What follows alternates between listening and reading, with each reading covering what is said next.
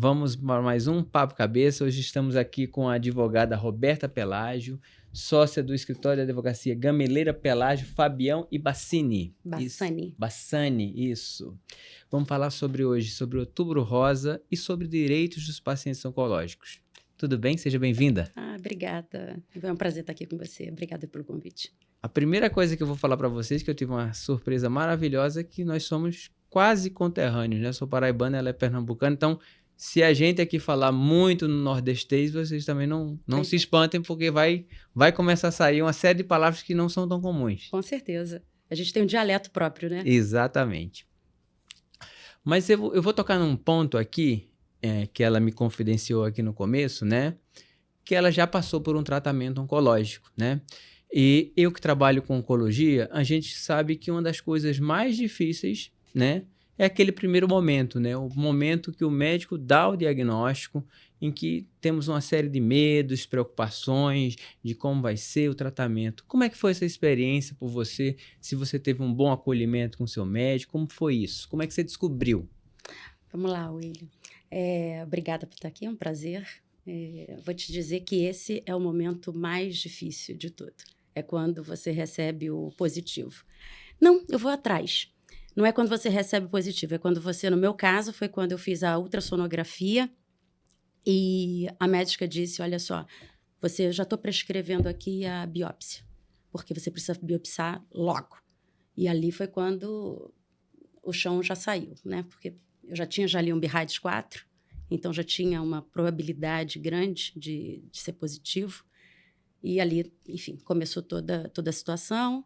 Em 10, 15 dias eu já tinha o diagnóstico na mão. Você tem história familiar? Não tenho histórico familiar. De que nada. Acho que é até pior, né? Para as mulheres, né? Quando sabem assim, minha mãe teve, minha irmã teve alguém da família, acho que fica mais angustiado, Vou né? te dizer uma coisa, tocou num ponto interessante, porque eu sou a primeira da família e eu não tive, graças a Deus, nenhuma amiga, nenhum conhecido, ninguém próximo de mim que tivesse tido câncer. Então, para mim, toda essa história de quimioterapia, radioterapia, era uma situação que eu via na televisão. Eu não tinha vivido. Então, foi muito, muito assustador. Imagina, até porque a televisão, de uma forma geral, não romantiza isso, né? A televisão, ela parece que joga você para baixo, né? Fala do câncer como se fosse o final da linha, né? Mas se a gente for ver, todos os pacientes, todos os filmes que nós vimos, né? Os pacientes oncológicos, eles morrem no final. Você não tem filmes com pacientes oncológicos com final feliz. Então, existe muito preconceito com essa história do câncer de mama. Melhor, de câncer de uma forma geral. Existe muito preconceito, existe muito medo, muito tabu. As pessoas não gostam de falar, sentem vergonha. E vou te dizer, de verdade, eu senti vergonha de me expor durante muito tempo. Tem 2 anos que eu recebi meu diagnóstico, 1 ano mais ou menos que terminou meu tratamento, e eu me abri para o mundo para falar mesmo agora. Tem pouquíssimo tempo, tem 1 semana. 1 semana? É. Então, nós somos aqui felizardos, né? Com certeza, com certeza. Sua pulseira tá batendo. Acho que é a pulseira, tá fazendo barulho no microfone. Então tá. Essa pulseira aqui, né? Tira. Vou tirar o relógio. Não sei o que é, mas eu... Porque capta tudo. Capta. A gente não tá escutando, mas... Tá. Quando ele...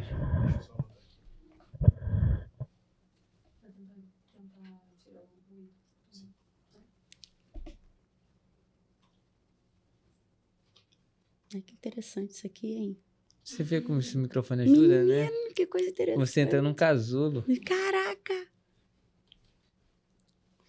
Então quer dizer que só tem 1 semana que você resolveu falar isso? Na verdade... Então praticamente eu sou um padre aqui, né? Quase tá vendo? isso, sabendo de todos os meus segredos. Na verdade, eu tenho Instagram privado e eu não me furtei de postar a minha vida, meu dia a dia ali. Mas eu não postei, eu no hospital, eu estava indo para academia, tinha uma foto ou outra das meninas, aniversário, mas a situação em si, nada nas redes sociais. Você abre minha rede social, você vai ver meu cabelo mudando, o cabelo ficando mais curto.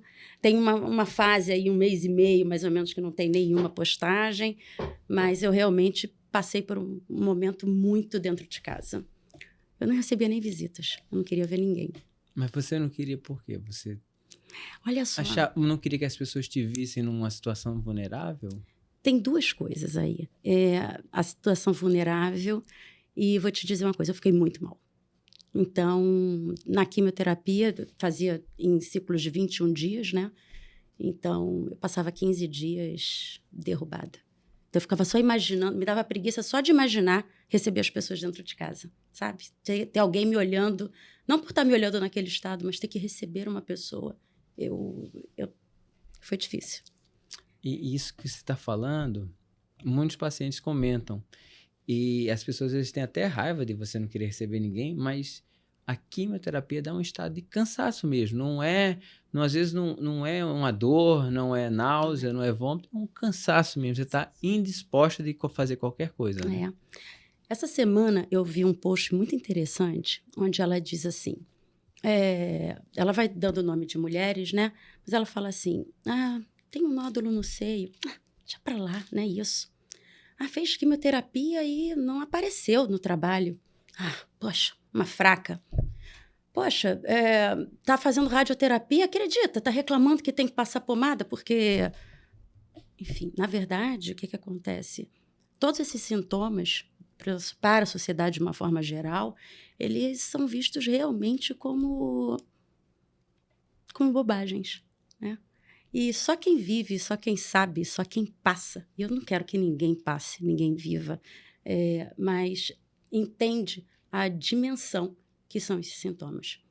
E vou dizer, esses sintomas, eles não acabam com a radioterapia. O câncer, ele termina, mas não acaba. Porque a gente tem que continuar se tratando. Fazer o tratamento trimestral e aí vem nova fala. Poxa, Roberta, você está angustiada porque você tem que fazer exames? Que bobagem! Vai dar tudo certo. Dá um medo, um frio na barriga toda vez que você recebe assim, hoje vai ser tomografia. E você fica imaginando aquela tomografia que você fez, que deu positivo, que estava medindo. É uma ansiedade que não se imagina, né? O paciente oncológico, entende ele. E só quando a gente fala para outra pessoa que viveu isso, ou talvez para você agora médico, você consegue talvez me entender, né? E outras mulheres não conseguem entender, outros homens também não.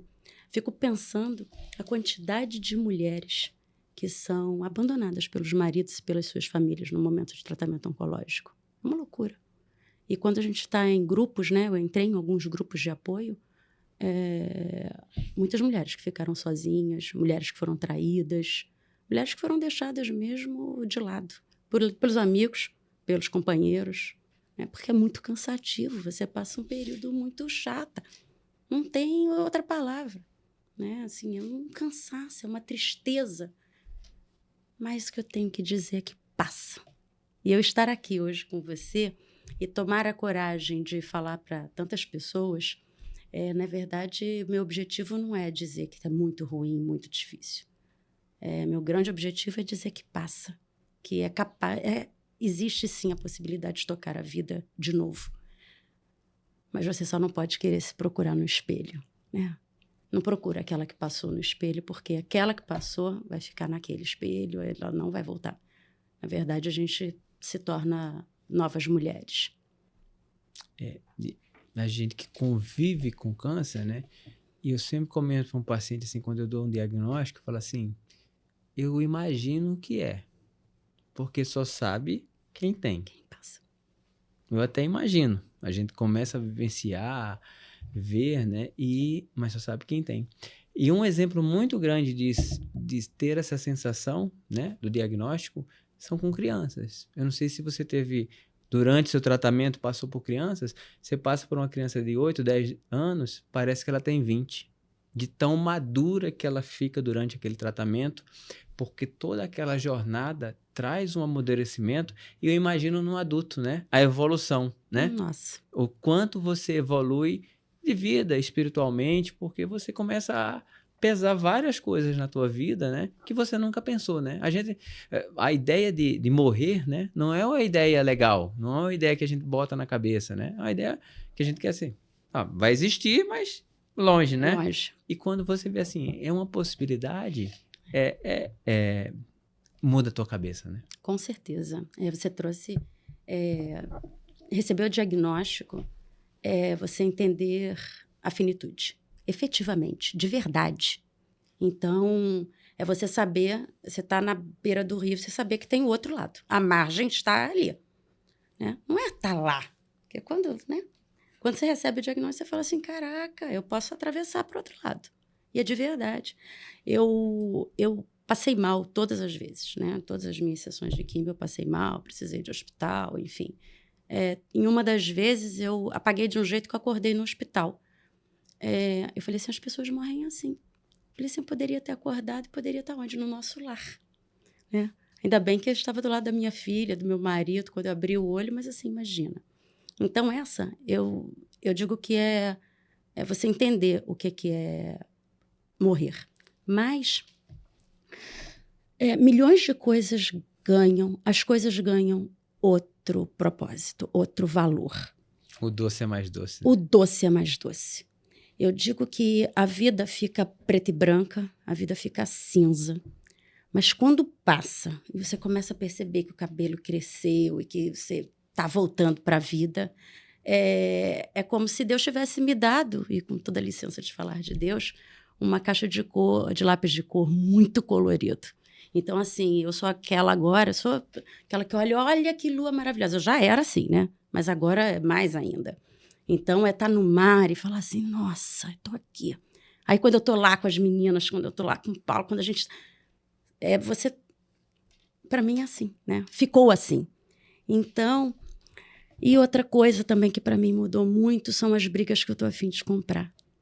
Então, hoje, as coisas me tiram menos do sério. Eu acho que eu estou até com um pouco de menos paciência, tá? Mas eu não tenho mais brigado. Já não brigava, já não gostava de brigar. Mas hoje eu tenho gastado, eu quero gastar meu tempo com as pessoas que eu amo. Minha família já era uma prioridade na minha vida. Isso aumentou absurdamente. Meus amigos, então, assim, é isso. A vida mudou. A vida mudou. Você começa a separar o joio do trigo. Começa a separar o joio, inclusive no trabalho, em tudo, em tudo. O que importa? O que eu quero da minha vida daqui para frente? Porque é isso mesmo. É como, não é uma sentença, mas é uma forma que a gente ganha de reescrever a vida. Eu vou te fazer uma pergunta, porque eu sou médico, né? E isso é uma curiosidade que a gente sempre tem, né? O quanto o médico é importante para você nesse momento, não do tratamento, mas como pessoa? Ai, total. O que o médico pode fazer? Olha... Eu tô perguntando isso para ela porque competência, às vezes, muitos têm competência, né? E às vezes chega alguém no meu consultório e fala assim, eu gostei de você. Eu não sei nem se você é melhor ou pior do que o outro, mas eu gostei de você, eu vou tratar com você. Então, quanto isso faz diferença, assim, a capacidade de empatia, né? A capacidade de se colocar no lugar do outro, né? Para mim faz toda a diferença. Primeiro porque eu sempre fui muito crítica, tá? Então... Então é uma pernambucana retada mesmo. Sou uma pernambucana desconfiada, sabe? Eu não sou... assim, eu sou desconfiada mesmo. Então... Tanto é que eu procurei algumas pessoas, né? E eu fiquei com as pessoas realmente que me trouxeram segurança e que falaram, olha só, a gente vai ganhar esse jogo. Você vai passar por isso. Então, médico, na verdade, é tudo. Você vai ficar linda. O plástico, no meio daquela confusão, eu chorando, ele olhou para mim e falou assim, você vai ficar linda. Acredita em mim. Então, isso faz assim, ó, né? Naquele momento você está toda horrorosa, sem cabelo, sem sobrancelha, o cara está dizendo, vai ficar linda. Isso, né? Seu oncologista, né? Meu oncologista, disse, vem que você acredita em mim? Você vai passar por isso, você já está curada. Então, essas doses de ânimo, eu acho que o médico é aquele que pega na mão da gente e segue. Eu quero te dar o telefone dele celular, é para qualquer hora. Então, Roberta, você me liga qualquer hora. Isso faz toda a diferença, né? Então, eu tive a sorte de ter médicos que seguraram na minha mão até hoje. Fala assim, eu mando para ele, falo assim, olha, eu sei que pode parecer bobagem, mas, enfim. E aí, passa, ele sabe, né, que é bobagem, então ele vai deixar meio claro por último para responder. Posso comer um crepe, né? Ele vai dizer assim, né? pode. Pode, mas ele responde, né? Então, o papel do médico é fundamental. E sobre empatia, eu tenho um comentário assim para fazer que também me veio à cabeça agora, como a falta de empatia das pessoas com o diagnóstico. Quando eu comecei lá atrás e disse, você tem, eu tô aparecendo um nódulo, esquece, isso é uma bobagem, a quimioterapia, não, pô, você é forte. Quando as pessoas respondem desse jeito, na verdade, elas não estão sendo nada empáticas. Quando você diz assim, meu cabelo está crescendo, a pessoa fala, que isso, o cabelo cresce. Isso é, bem, com todo respeito, é a maior falta de empatia do mundo, porque eu acho que empatia é você olhar para o outro e perguntar assim, como você está se sentindo? E eu vou te dizer que eu senti falta de algumas pessoas perguntarem para mim, como é que você está se sentindo de verdade? E hoje é o que eu tento fazer no meu grupo, né, de amigas. Eu entendo, a gente fala muito disso, assim, eu entendo a sua dor. Eu entendo o que você está passando. O cabelo cair não é uma bobagem. Você ficar queimada da radioterapia e aquele cansaço que a rádio te dá não é bobagem. Então, a gente sente mesmo, e sente diferente. Aquela pele queimada, o cansaço da químio, é confuso. Passa, mas é confuso. O que eu comento sempre assim, a gente quer o nosso eu de volta, né? Eu não era assim, né? Eu não era assim. Eu não era assim. Eu assim. ganhei um defeito de fábrica, um defeito que nem veio de fábrica, e que vai me levar. Agora eu não posso mais doar órgãos, não posso mais doar sangue. Eu que dizia, né, que doa tudo. Não pode. Não sou mais doadora de órgãos, não sou mais doadora de sangue. Ganhei um vermelho no meu boletim, de verdade. Mas você com outra coisa vai ganhar uma coisa, que você ganha uma coisa para doar que é difícil todo mundo dar, doar amor. Essa sua espiritualidade agora, seu positivismo, né? Eu acho que é isso que ele falou assim, existem coisas que a gente ganha, né? Você ganhou isso. Eu acho que eu estou resgatando isso ou fazendo isso de uma forma bem diferente. Agora, a doação de amor com propósito, entende? Eu tenho tentado olhar as pessoas mais no olho, tentado ser mais compreensiva, tentado entender o outro de uma forma as pessoas sentem dores de verdade, né? E deve ser muito diferente, né? Você quando tá naquela sala, todo mundo esperando por um tratamento, né? Eu vejo, assim, passa no hospital, que é meu ambiente de trabalho, né? A gente vê as pessoas sentadas na cadeirinha ali, esperando a sua vez de tratar, né? E eu me lembro quando eu fazia residência, né? Um paciente me falou, doutor, sabe uma das coisas que mais choca a gente? Eu disse, o que é? Quando tem as pessoas aqui esperando e uma não vem mais. Aí a gente pergunta para o médico que está tratando todo mundo, né? E fulano, terminou o tratamento? Quando ele fala que terminou, a resposta é maravilhosa, todo mundo sai com um sorrisão, né? Mas e quando a resposta é outra, né? Ele não vê mais, não. Não vê mais. E aquilo deve dar aquele medo, né? Vou te dizer que na busca do oncologista, a gente estava com meu marido numa dessas clínicas, né? Buscando, enfim, aguardando a consulta médica. E naquela consulta estavam aquelas mulheres todas de lenço e perucas. Eu lembro assim, eu falei assim, gente, falta pouco.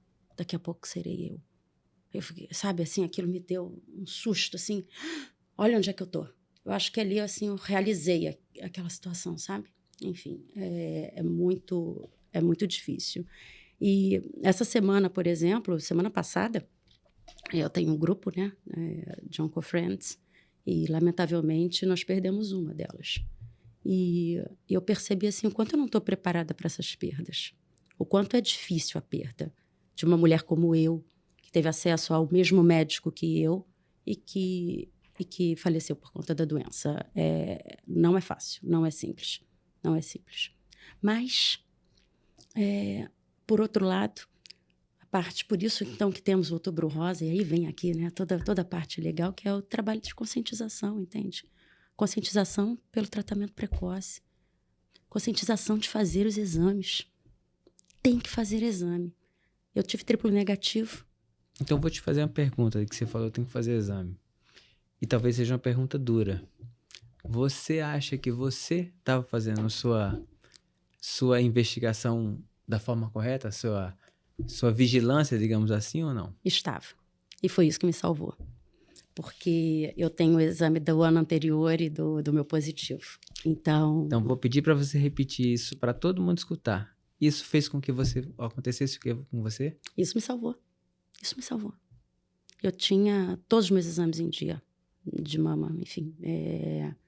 Isso salvou a minha vida. Eu descobri um triplo negativo, que é a modalidade mais agressiva do câncer de mama, num estágio extremamente inicial. Então, o diagnóstico precoce salva vidas, de verdade.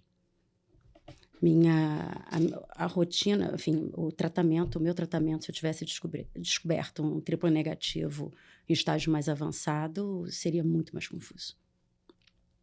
Então, o Outubro Rosa ajudou. O Outubro Rosa ajudou. Na verdade, o meu foi Julho Rosa. Eu descobri em julho, né? Na verdade, sabe o que ajuda? É a gente não deixar para depois o que a gente precisa fazer. E julho era normalmente o período da tua periodização ou não? Não, não era. Ele ficou lá um tempinho guardado. Foi por acaso. Na verdade, eu já tinha feito a mamografia, tinha dado ok. E aí, eu tinha que complementar com a ultrassonografia. E aí, eu deixei, esqueci.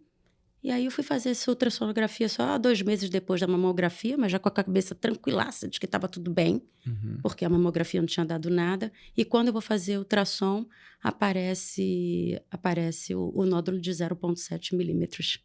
E aí, ela manda fazer a biópsia na hora, e aí começa toda a história.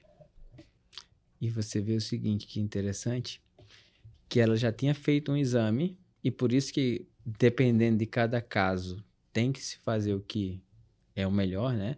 Normalmente, as mulheres mais jovens vão fazer mais mamografia, mulheres com um pouco mais de idade vão fazer os 2 exames, mas cada caso é um caso, lógico, tem a característica da mama, né?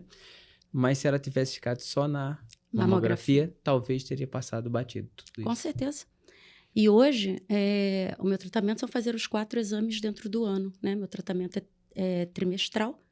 Então, eu faço ultrassom, tomografia, ressonância e mamografia.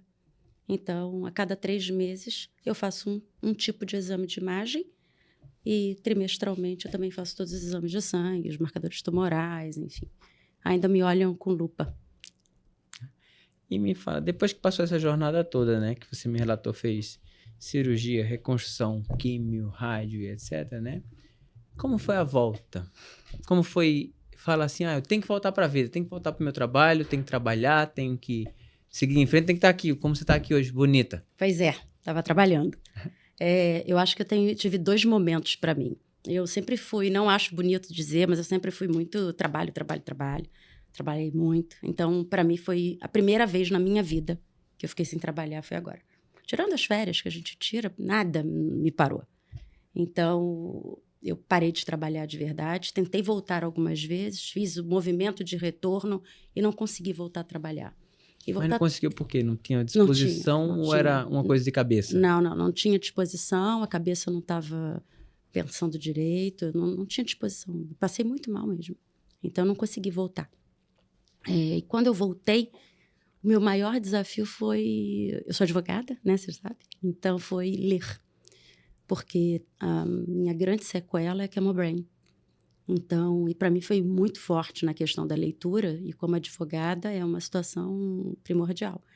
Eu lembro nas minhas primeiras audiências, eu estava com outro advogado do lado, assim, de tão insegura que eu estava, que vai que eu esqueço, né? Então, eu criei mecanismos novos, né, mecanismos de defesa, efetivamente, para esquecer a Chemobrain, ou melhor, para diminuir os efeitos dela. Então, bem, para quem não sabe, é a névoa que dá por conta da quimioterapia. E aí vem a quimioterapia, vem toda a questão hormonal, né, que vem muito forte, a menopausa. Então, eu realmente tive apagões de verdade. E a questão cognitiva, para mim, foi bem ruim. Então, esse foi o meu maior desafio, trabalhar a cognição. Mas fiz algumas coisas. Eu entrei em clubes de leitura. Eu passei a me obrigar a ler 5 páginas por dia, depois fui lendo 10 páginas por dia, como exercício mesmo. Começo a trabalhar hoje, assim, eu tenho uma agenda, então, assim, eu venho 10 horas, falando com o dia 9. 11 horas, falando com a Jéssica. 13 horas, com o cliente e tal. Assim, porque eu esqueço, às vezes eu estou falando uma coisa dentro da minha casa, e aí a família diz assim, poxa, mas você já contou isso. Você contou isso ontem. E eu não lembro, assim, de apagões de verdade de memória. E isso tem melhorado. Eu tenho me esforçado para isso com essa situação que é criando rotinas, agenda, me forçando a leitura, né? E foi bem desafiador. Primeiro porque, por conta dessa questão, né? E essa é uma questão cognitiva. Depois, por conta do cansaço, da falta de rotina, da falta do dia a dia do trabalho. Então, efetivamente me sinto hoje mais cansada do que outras pessoas. Depois também porque eu não quero mais trabalhar como antigamente. Então, hoje também, ao passo que eu estou menos concentrada, com mais dificuldade de ler, aumentou o meu foco. Então, como hoje eu preciso organizar a minha vida, então hoje eu tenho hora para fazer minha atividade física, eu tenho hora para trabalhar, eu tenho que voltar para casa porque eu quero comer com o meu marido, com as minhas filhas. Então, eu me impus, eu tenho me imposto um novo ritmo de vida, né? Então, eu acho que isso é uma parte positiva de toda essa história. Aquela história de que dinheiro pode trazer tudo, menos tempo, né? Menos tempo. E as pessoas mais ricas são aquelas que têm mais tempo, que têm mais liberdade. Né? Exatamente. E toda essa jornada, me fala aí um pouco que você começou a ser advogada, né? Deve ter começado a estudar legislação, o que é que as pessoas oncológicas passaram por um tratamento oncológico têm direito, né? Eu trabalhei no INCA durante muitos anos, né? E eu me lembro que as pessoas falavam assim, eu queria me matricular no INCA para tratar lá, porque só lá eu consigo o documento, o papel para poder me aposentar, o FGTS, etc. Isso é verdade? Tem que ser lá no INCA todo mundo ou qualquer um tem esse direito? Me fala um pouquinho para a gente isso aí. Vamos lá, falando agora tecnicamente, tomara que não me falte memória para isso, qualquer pessoa pode, qualquer paciente oncológico pode pedir, se estiver em tratamento, independente de estar pelo INCA ou não, pode pedir o seu FGTS antecipadamente, fazer a retirada para o pagamento, né? Para o tratamento. É realmente uma fase muito desafiadora. As pessoas podem se afastar pelo INSS. Então, o que eu acho que para muitos pode ser uma boa saída por conta dessa dificuldade do trabalho, o afastamento previdenciário é uma boa saída. Pode ser uma boa saída. Existem mulheres que gostam de trabalhar, conseguem, enfim. Mas, se não, eu acho que o INSS está aí para ajudar. E uma coisa muito legal que foi implementado há pouco tempo, 5, 6 anos, é o texto legal no sentido de que o empregado, qualquer pessoa... posso falar de novo? Pode. Vamos lá. Tá ótimo. Tá. Tô bem? Muito. Então tá. Já vou te fazer outro convite aqui no final. Para outra coisa que eu já pensei, tá? Então tá, vamos lá. Com carne de sol e macaxeira. Eita, tomar cerveja? Tá bem. Então, ótimo. Pode ir.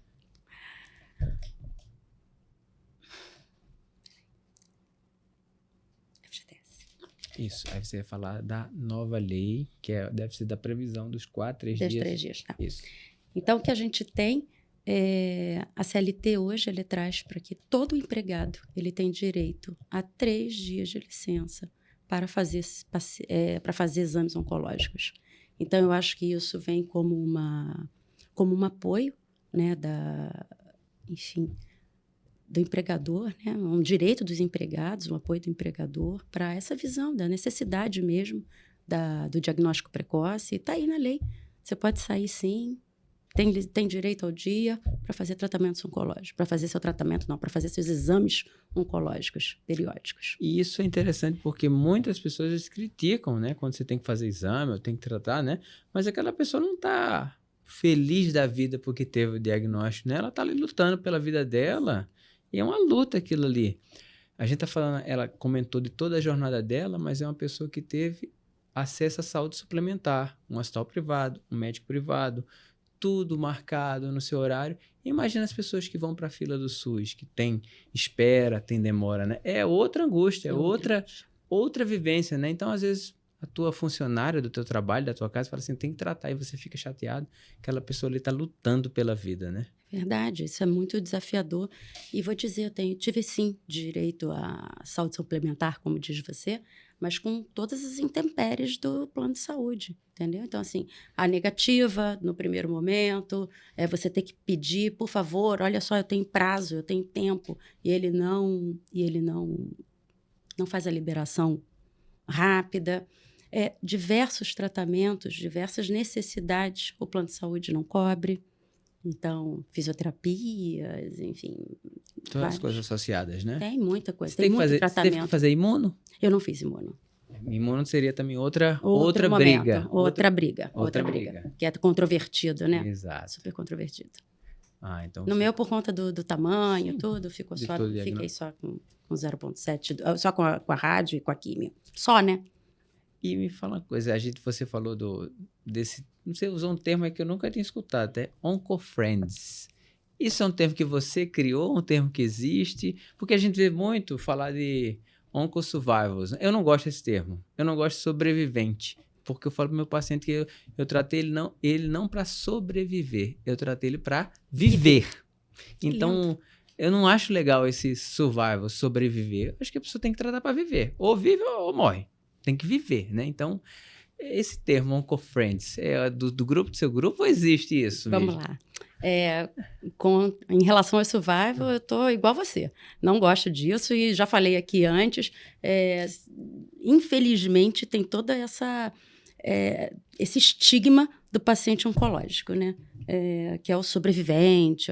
E eu não curto isso em todas as situações, né? É muito triste, porque quando você recebe diagnóstico e fala assim, virei paciente oncológico, você já fica imaginando os filmes, e aí tem que lutar pela vida. Enfim, é verdade, mas a gente não precisa de ser oncosurvival, né? As Oncofriends, na verdade, uma das meninas do grupo, a Feminices, ela trouxe isso, começou a juntar mulheres. Mulheres foram se conhecendo é um grupo novo, né?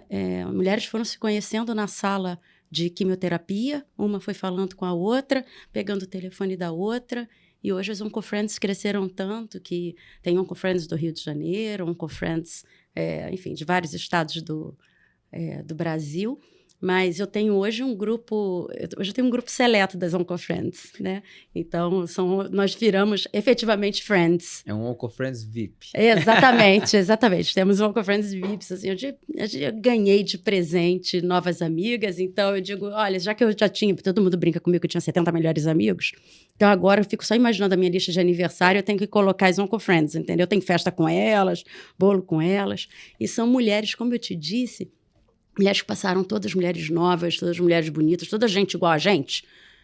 Tem mulheres do SUS, mulheres do particular, somos friends. E somos mulheres que nos conectamos por ter a mesma dor, por ter passado pela mesma coisa. Então, foi um presente encontrá-las. Então, é um grupo de apoio, né? É um grupo de apoio. As pessoas se ajudam porque sabem dos problemas. Esse grupo, então, de Oncofriends são pessoas que reconhecem a mesma dor, né? Que se ajudam, né? Isso aí. Então, vou te dar um desafio, tá? Eu quero fazer um podcast com as Oncofriends.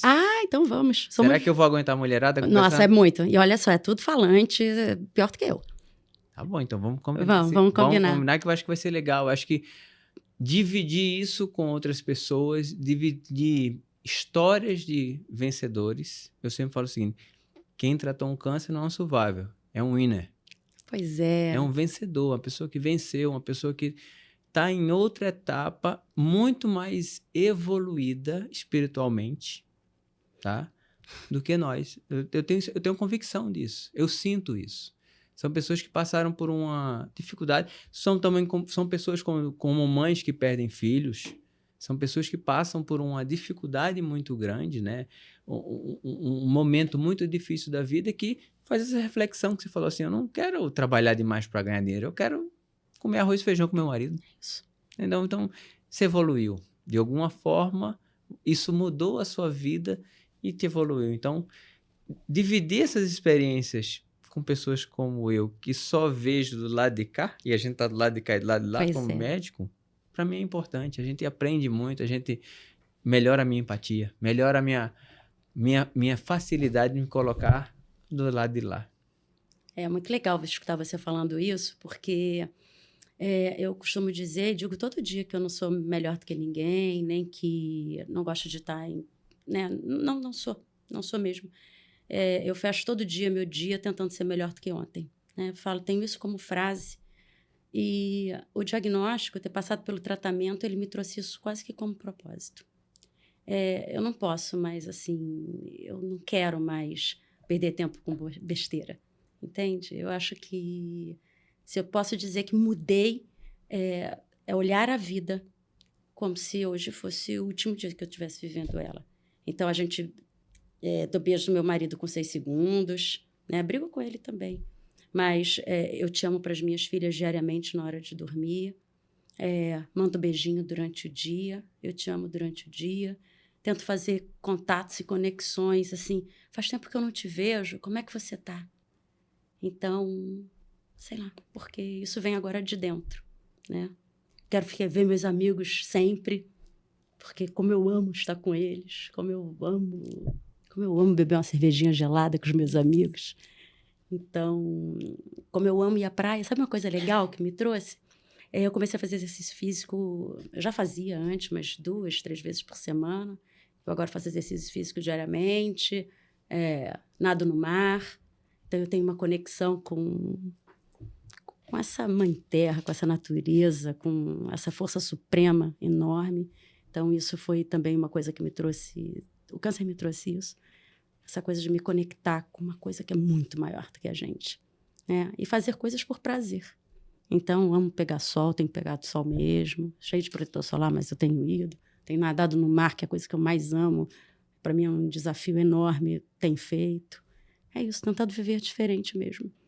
Não tenho bebido mais cerveja quente, entendeu? Só vou tomar só se for muito gelada, estupidamente gelada. E aí você vendo a vida mais colorida. Mas com muita dor, tá? Assim, não é fácil chegar aqui. Né? Então, eu fico, às vezes, com muito medo de ser taxada, e é interessantíssimo quando você abre sua história na internet, fala assim, para você é fácil, né? Você já tinha uma cabeça boa? Não, ela... como se não tivesse vivido, como se eu não tivesse vivido a verdade do tratamento. O tratamento é difícil, o tratamento é extenuante. É um tratamento que eu digo que você precisa estar muito bem, muito bom, porque você vai ficar muito mal, né? Então, seu corpo precisa estar bem para você sustentar, né? Então, não tem nenhuma romantização da doença. Mas existe, sim, a capacidade, uma força que vem de dentro, talvez olhar as crianças, olhar o mar, saber que eu gosto de não estar na areia. Existem coisas, assim, que me fazem brilhar e faziam brilhar. Quando eu fiquei sem pegar sol por conta da quimio, foi muito difícil para mim, né? Mas eu ficava me imaginando pegando sol de novo, e isso é que foi me dando vontade de seguir, né? Você tem que ter objetivos. Estar com as minhas filhas, estar com meu marido, olhar meus pais, assim, meu trabalho que depende de mim, enfim, tem tantas coisas que me fazem feliz e que eu não podia deixar para trás, e não estava a fim de deixar naquela hora. Então, essas sim são as coisas que foram me motivando. Motivou, né? Me motivando a seguir, né? Sem nenhuma pretensão de ser exemplo, sem nenhuma pretensão de nada, é só por mim mesma. Isso é muito legal. Nosso tempo está acabando. Eu vou te pedir uma coisa que foi maravilhosa na nossa conversa aqui. Você falar para aquela câmera lá, para as pessoas que estão descobrindo hoje ou estão no tratamento, o que você diria para essa pessoa agora? Se essa pessoa for um onco-friend. Bem, se a pessoa está descobrindo hoje, já é minha onco-friend, né? A primeira coisa que eu tenho para dizer é calma. Calma. Eu sei que você está vivendo, eu entendo o seu problema. Você tem uma jornada grande pela frente, mas tenha calma e tenha fé. Fé cura.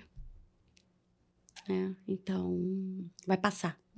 Não é fácil, vai ser difícil, vai ser cansativo, mas você vai descobrir dentro de si uma força gigantesca, que nem você imagina que tem.